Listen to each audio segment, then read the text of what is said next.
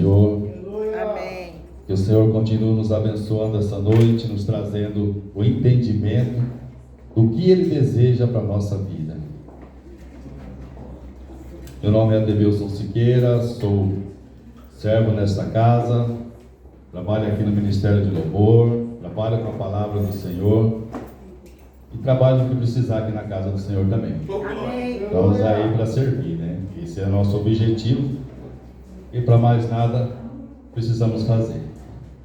Servir é o objetivo. Irmãos, a palavra de hoje está em Ageu, capítulo 1, a partir do capítulo 1 aqui. Gostaria de orar pela vida de vocês, que o Senhor continue nos abençoando, que o Senhor venha mesmo esvaziar o Admilson e encher, e que o Espírito Santo fale nessa noite.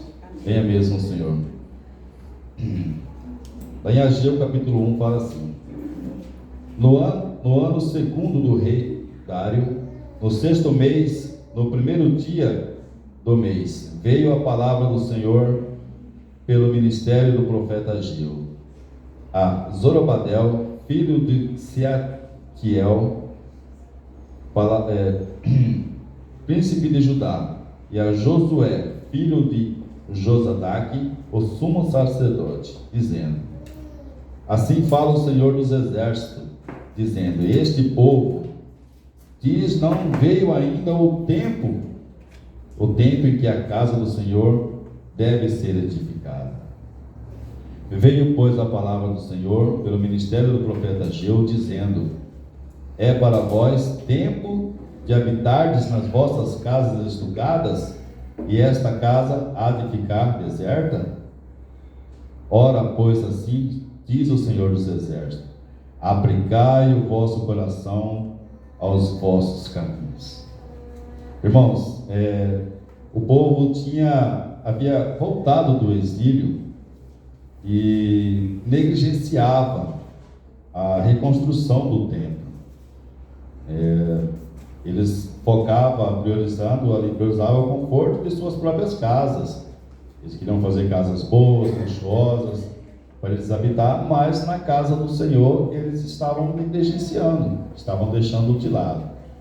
E por tudo que eles passaram lá no exílio, por todo o sofrimento, mas o povo não queria. O povo queria glória, mas não queria pagar o preço, né? Continua assim: semeais muito e recolheis pouco, comeis, mas não vos fardais, bebeis, mas não vos saciais, vestivos, mas ninguém que se aquece, e o que recebe o salário num saquial furado. Assim diz o Senhor dos exércitos: aplicai o vosso coração aos vossos caminhos. Subi o monte e trazei madeira, edificai a casa, e dela me agradarei, e eu serei glorificado, diz o Senhor. Olhastes para muito, mas eis que alcançastes pouco, e assim pouco quando o trouxestes para casa, eu lhe assoprarei, porque, diz o Senhor dos exércitos, por causa da minha casa que está deserta, e cada um de vós corre a sua própria casa. Por isso, retém os céus o seu orvalho, e a terra retém os seus frutos, e fiz vira seca sobre a terra e sobre os montes, e sobre o trigo, e sobre o mosto, e sobre o azeite, e sobre o que a terra produz, como também sobre os homens e sobre os animais, e sobre todo o trabalho das mãos. Então ouviu Zorobabel, filho de Sealtiel, e Josué, filho de Josadaque, sumo sacerdote, e todo o resto do povo a voz do Senhor, seu Deus, e as palavras do profeta Ageu, como o Senhor, seu Deus, o tinha enviado, e temeu o povo diante do Senhor. Quando o povo ouve a voz do Senhor e obedece a direção muda.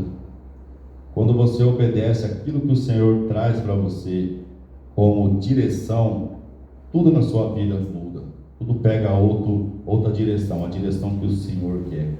Às vezes a gente continua fazendo as coisas pelo nosso braço, pela nossa força, pelo nosso entendimento, e não paramos para ouvir aquilo que o Senhor quer para nós. Não paramos para escutar aquela direção que o Senhor está trazendo, através de um pastor, através de um irmão, através da própria palavra, através do seu secreto, que você tem que ouvir o Senhor, né? Cessar o barulho do mundo e prestar atenção naquilo que o Senhor quer para você. E às vezes a gente pergunta para Deus: Pai, o que eu tenho que fazer? Minha vida está difícil, está complicada, eu não tenho, minhas finanças tá ruim, está difícil, eu estou devendo muito. Mas você não para para ouvir o que Deus está falando para você. De repente o Senhor está gritando até a resposta, né, do que você pediu, mas se a gente não parar para ouvir, a gente vai continuar pela nossa orientação, pelo que nós acreditamos ser o certo, e aí as coisas continuarão na direção ruim. Talvez as coisas não se caminhem pela direção que Deus quer.